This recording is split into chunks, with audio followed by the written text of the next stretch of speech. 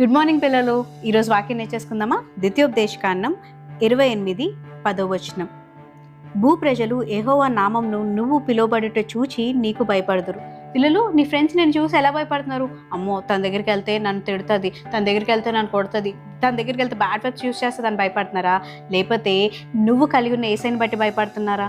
చాలాసార్లు మనం ప్రార్థన చేస్తే దేవుడు, నీ ఫ్రెండ్స్ వచ్చి నా దగ్గర స్టమక్ పెయిన్ వస్తుందంటే నువ్వు వెంటనే నేను ప్రేయర్ చేస్తానని ప్రార్థన చేస్తే వాళ్ళు స్టమక్ పెయిన్ పోయిందనుకో, ఒక్కొంచాలు బాధపడితే ఏడుస్తూ మా ఇంట్లో ఈ ప్రాబ్లం ఉంది ప్రేయర్ చేయమంటే ప్రేయర్ చేసావనుకో, వెంటనే నా ప్రాబ్లం సాల్వ్ అయిందనుకో, నువ్వు ఒక స్పెషల్ పర్సన్గా కనబడతావు పిల్లలు. ఎందుకంటే నీలో ఎవరు ఉన్నారు?